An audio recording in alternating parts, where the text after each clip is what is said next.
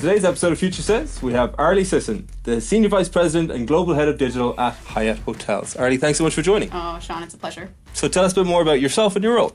Yeah, I'm a incredibly fortunate woman. I get to collaborate at Hyatt Hotels across multiple, I would say, let's say segments, right? Whether it be our colleague-facing digital technology, our guest, customer, and of course creating value and I would say benefits to our owners and shareholders. Those are the four sections that I cross. And the teams that I get to look after at Hyatt range from our paid digital media team, our product engineering design teams, and digital content and everything in that sphere, right? So I deeply enjoy going to work every day. I would say my team is my main motivator, quite frankly. I learn so much from them every day, and they make me a better, not just leader in person, but better professional in terms of what I draw from their brains every day in terms of inspiration. Amazing. And when did you start at Hyatt? I started at Hyatt a year and a half ago. Okay, wow. A little bit of a rebound for me. I left the hospitality industry for a quick few years and have been dying to get back. So here I am in a dream role for me at a dream company that really shares my values and my intent of what I'm looking to do. Amazing. And tell us a bit about that career trajectory. Where have you been? What have you been doing? Yeah, it's one of my favorite stories and a funny one. I graduated university in, totally aging myself, in 2008. In America, not an ideal time, right, to be coming out. We had a little bit of an economic crisis that we were working through. And so coming out of university, I was like, well, I have an economics degree. Like, clearly I'll just go work for a bank, do some economic forecasting of the such. And, contribute to the crisis? Yes, here I am. Nope, no jobs available. All closed signs on all the doors. And so I'm with my partner since high school, and we basically looked at each other and said, cool, whoever gets a job is the city that we'll go to. And so we migrated from the beautiful Detroit suburbs and went to Charlotte, North Carolina, is where he landed a role. And so I went with him and quickly landed a role at NASCAR.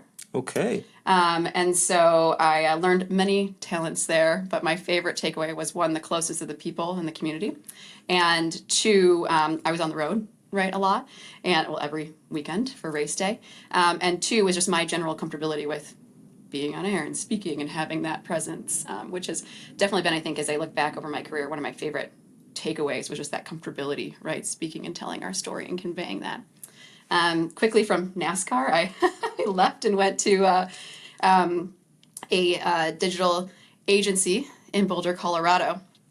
And the iPhone had just been released, and they said, hey, we're building some apps. I said, oh, I have no idea what that means.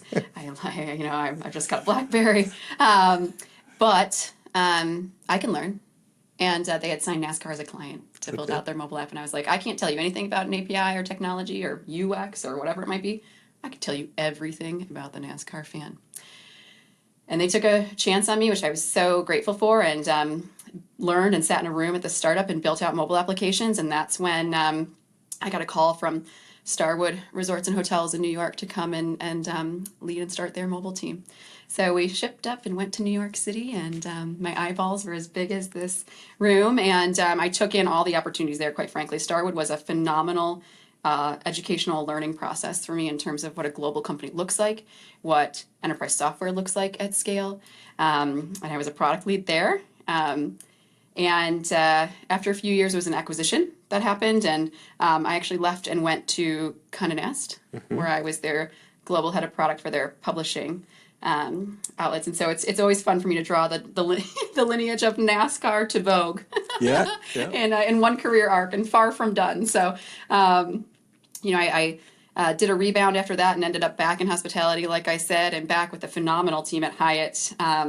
And have been, like I said, just enjoying every moment of it since I've arrived a year and a half ago. Amazing. So when you started at Hyatt, you started within this role? Yes. Okay, amazing. So coming from an economics degree to now the head of digital in a huge hotel chain, how many mistakes have you made along the way? Or what mistakes have you made? What have you learned? I think that's when I think about my career in general, right? I started out as a product manager, right? Being so open to say, I have no idea what that means, right?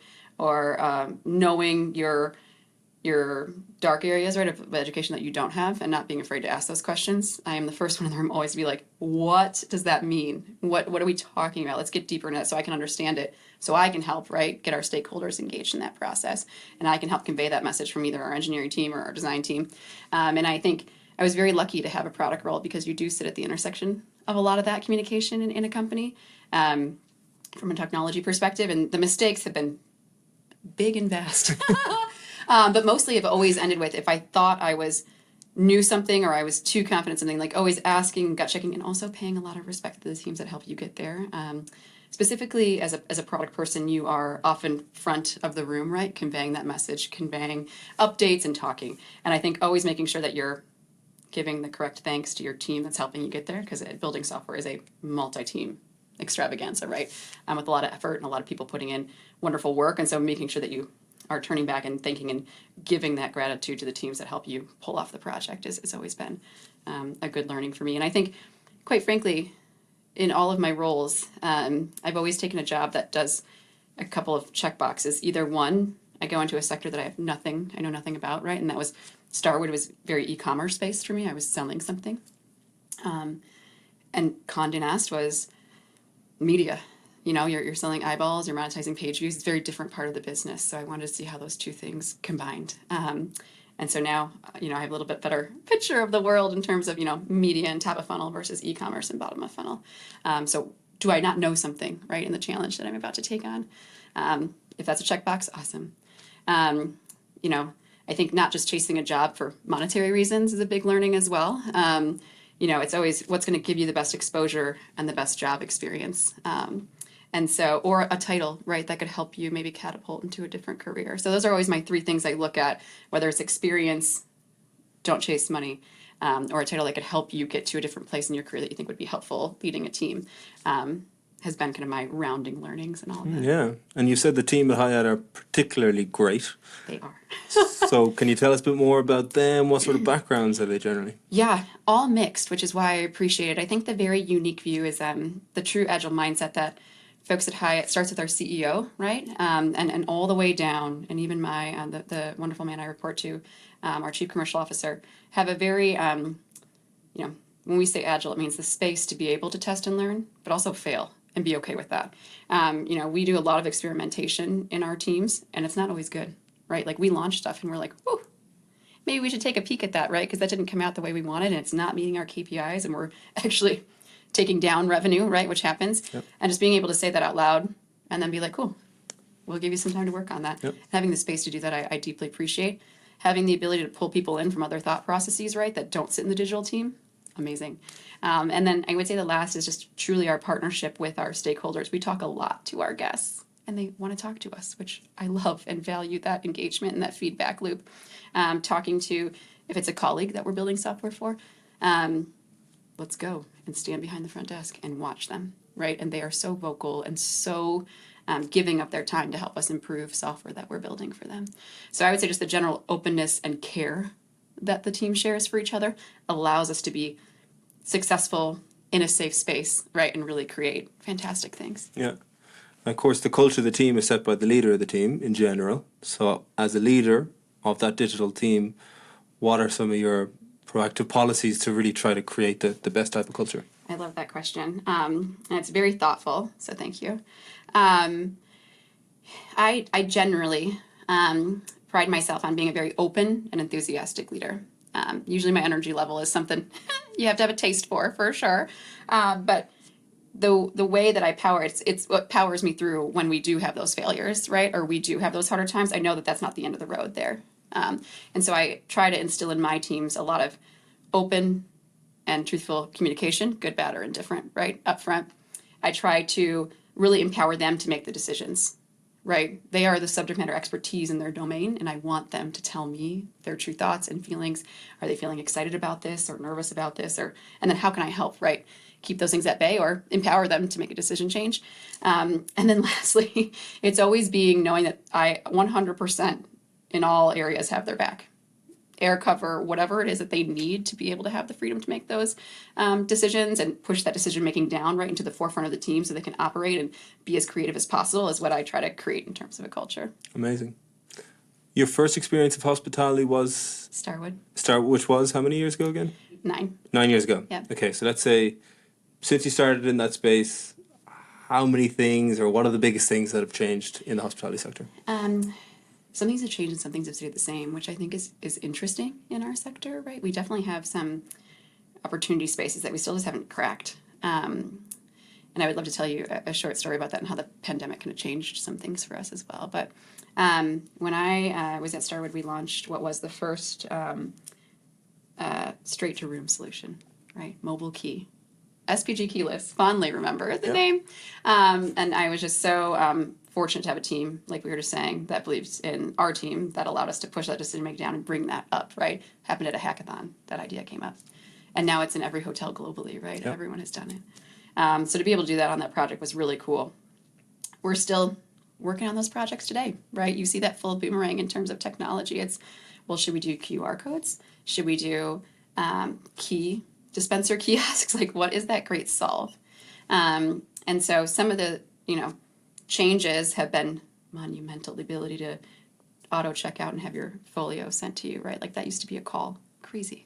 The ability really to have on-demand services and see more information about hotels, the evolution of mobile apps themselves, right? And the engagement that you can get, that the self-service that our guests ask us for all the time.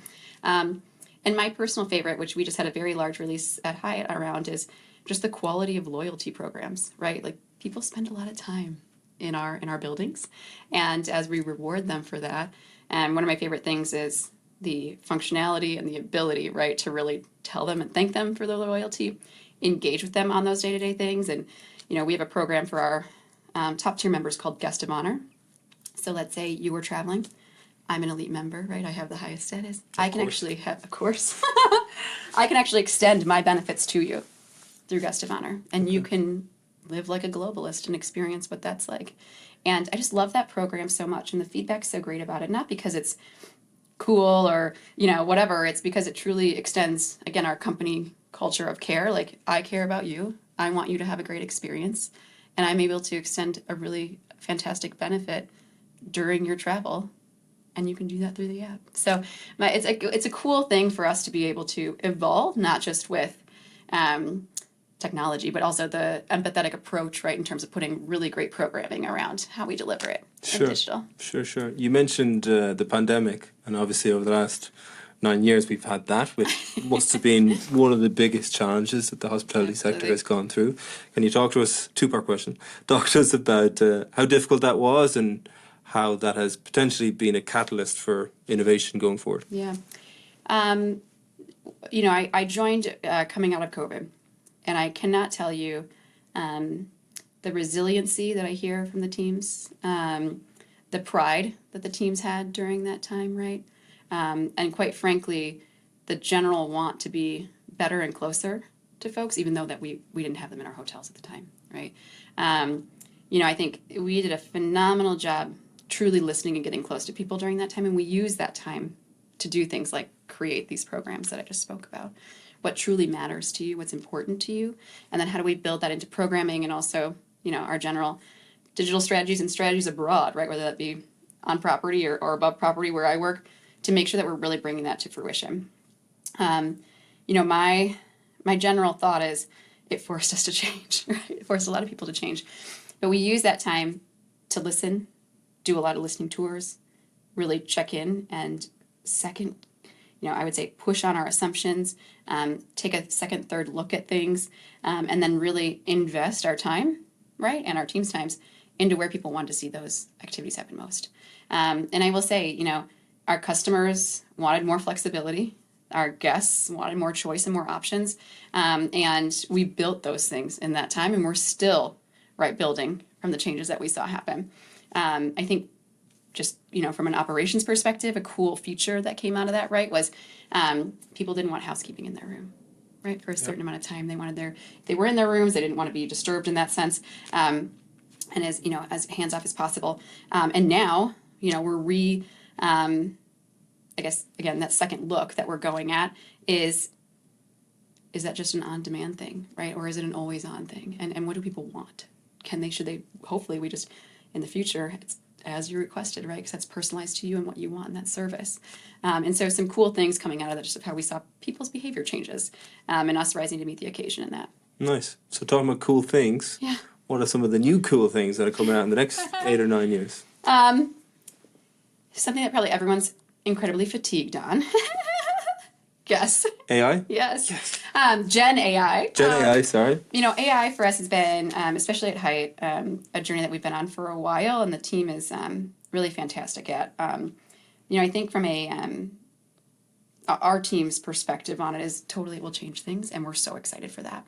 But yeah, the term right now, it's funny to hear right over and over again because it's so exciting. Yeah. I think we take a really smart and prudent approach to it, which is we see a ton of value in it, and we're excited to see where it takes us in terms of not just things that it could help us do better and faster, but how it could truly change the way that we work. We've done a lot right now in terms of personalization. Some examples are, you and I are not going to get the same search results on our pages because we shouldn't. We're different people. We have different stay history. We tend maybe to preference different brands, and that's all a very different search result. We want to get those most quickly to the right person at the right time. We also now, leading into Gen AI, kind of supercharging our personalization efforts, but also looking at things like a couple of patterns that tend to come up a lot, right? Whether that be, chat, which is exciting, and that self-service side of things, whether that be drafting, so help me write said job description for a head of AI job. Yeah. And having the systems, large learning models are phenomenal, and just having the time and people to train them, we're excited about, right? Because that brings a competency to our company that, we're growing. And I would say overall, I think that we'll continue to see that take off. I think we'll continue to see that supercharge what is personalization and self-service. And I think that we'll continue to see, a more hands-off approach to travelers and traveling becoming even more effortless than it is today. Mm-hmm. So a lot of use cases around the customer and the customer experience and personalization for me when I'm going on holidays next time. What about for, Hyatt themselves operationally? Are there a lot of use cases there too? Of course. And I would say that's what I'm most proud of our team is very holistic thinkers. Going back to that agile mindset, it's absolutely not just, especially in my role, it's not just guest-centered, right? I get to look after and help and partner. Our global head of contact centers, right, is a dear friend of mine, and she and I partner on a lot of what that looks like, right? Like, what does that look like for the future of contact centers? And then, of course, in the same breath, I could say our head of loyalty, right, sits on the other side of me, a dear friend of mine as well. What does that look like for the guest, right? And so we're absolutely taking a very broad look at what could be best in terms of just raising all levels, right, of our workforce. You've talked about so many different types of projects there. How do you judge the success of a project? How do you measure the return on investment of a project? Yeah, it's a great question. I always say there's kind of two ways, right? One is like absolutely setting KPI and benchmarks, seeing growth, whether that be revenue or an NPS score, right, or a guest satisfaction score. I would also put in that bucket, we recently won JD Power Best Website and Best Mobile Application, right, which is a great, I would say, third-party validation of our team's wonderful work that they do every day. But at the same time, I think there's also just like, what did we learn from that? How are we working differently in the space that we're doing? And are we seeing behavior changes, right? Being very outcome-focused is important internally, and making sure that it's not always a dollar movement, right? It could be a behavior movement. And we talk a lot about that, quite frankly. And it's a learning curve for us, right, to make sure that we're not always just looking at dollars and cents, right? There's a lot more that goes into a large team and a large enterprise, right, outside of just, did we hit that KPI? But don't worry, we always do try to hit the KPIs as well. Good. In recent weeks on the podcast, Arlie, we've spoke to very diverse companies about very diverse types of projects. We had John Deere, and they spoke about the future of the tractor, and they say that's all autonomous. Mm-hmm. We speak to a lot of car companies. They all talk about the software-defined vehicle and how you can make updates over the air, on the fly, etc., etc. So everything is about more and more sensors, more and more data, more and more insights, and essentially leading to personalization in a lot of these different industries too. What does a future hotel look like? I always say I get asked that, like, what is the future? I think the future for us is hopefully driven by what our guests want it to be. And I shouldn't be the one, right, really like determining that. I mean, I'm a guest myself, of course. I frequent our hotels every week. I'm very fortunate. But I think it evolves too. If we were to ask that question in February 2020 versus today, answer would be completely different, right? It's so funny. We watch some of the behaviors that we see from our guests. They want to go and talk to our phenomenal people at the front desk, right? They want to engage with them. Some people don't want to talk to them at all, right? And I think travel is just so deeply personal for people, right? You're going for different reasons. Whether, like you were saying, holiday is a very different reason to go than coming to a business trip, right? What you need and your needs in that. I think, the only thing that I do know is that talking to our customers and guests is they want the ability to be able to self-serve more, right? But they also want that ability that if in times needed, that they have help. And I know that goes back to how we think about at Hyatt, our level of service and care that we want to extend, and that means completely different things at different times in your life and different times in your travel. And so within that, making sure that we're not, making decisions that completely cut off, right, the ability for people us to give that feedback loop so we could make changes, right, and stay shifting as the environment shifts around us. Sure. So when I think about a hotel, if I was to guess now, we've obviously got data coming from the website. You've got data coming from the checkout, the check-in, customer data, obviously. What other data sources are there that some people would think, what data sources does the hotel have? Yeah, oh my goodness. So there's a lot, right? There's obviously, first and foremost, which we treasure and we keep incredibly protected, which is your personal data, right? You have a profile with us, you have an account with us, and we can learn a lot about you from that space, right? And your likes, and we can use that to help personalize your experience. We also obviously see the people, right, and our customers, whether you're a meeting planner or whatnot, customer data. We love to marry that with like your data that you're doing, like you said, either on our websites or within those properties, right? And then even more downstream, like preferences once you're on property. Are you booking certain experiences, right? Like what does the well-being mean to you when you're on property? Is that, going out and doing a specific activity? Is it having alone time? And making sure that we can really super serve and at least present those options to you. And then post, right, as we go in. In travel, there's kind of always the kind of 3 big buckets, I would say, of the user journey that we always, really make sure we're focused on, which is pre, during, and post stay. And pre-stay is a lot of that upfront search, upfront experiential type stuff. How do I know where I'm going or maybe I need help deciding, right? And how can we do that? During all the items I just mentioned, right? Making sure that we can have ancillary experiences available to you. You can book those things. You have all of that at your fingertips while you're arriving. The arrival process itself, as we just talked about earlier in our chat. And then post, making sure that we are following up and making sure that we can collect feedback, getting you your folio in case you need to do expenses, right? And making sure that is as seamless and effortless as possible. And so we kind of take all those 3 large sections and we break down the data that we have available to us. And I would say, beyond that, again, our personalization efforts, we're creating patterns to be able to make sure that we have recommendations and tools to make each step of that process better. Okay. Lots of data, doing lots of things. What are the 1 or 2 or 3 biggest frustrations for the team when they're looking to do a project like this? I don't know that it's frustrations. I think it's actually where just technology is, right? A lot of data is just fragmented and it's a difficult place to work in, right? Because what you're collecting perhaps on a website tagging experience in terms of traffic is not the same that we're going to be able to marry back to an action in a different place. There's a lot of tools that we use too, right, that aren't all amalgamous together. And so from that perspective, I would say like that's part of the fun of the challenges that we have, right, is there's no one tool to solve everything where I can, go out one day and see Sean, over on Google coming across, clearly going through, but I would say we're building towards that future, right? And that's what we want to achieve as a team. And so I think that's kind of one, right, is just fragmented software and tools and technology. And we're definitely getting better at that. Another would just be cost of these things, right? They are expensive to do. And the tools themselves are expensive and with growth and that comes cost, right? And so how do you balance the cost of just tracking and storing these data activities? And, affording to pay your developers to do that. Sure. And I would say third is just the generalized, they're hard jobs to hire for and they're hard projects to set up.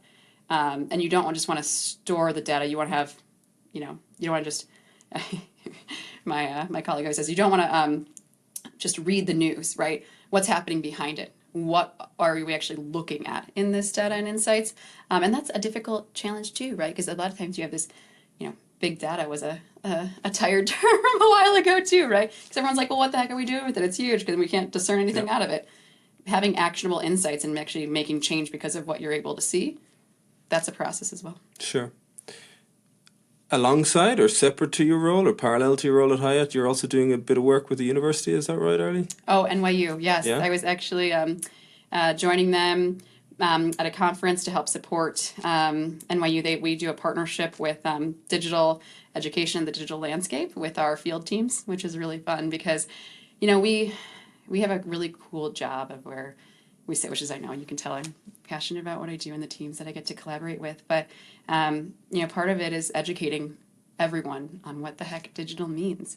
And it means everything from SEO and page speed, oh my gosh, I'm so proud of the team at Hyatt that like a general manager would come to me and be like, I don't know that our SEO is working correctly. And you're like, yeah, let's look into that. Let's make sure that you feel comfortable and confident in that. And like, if not, let's look into it.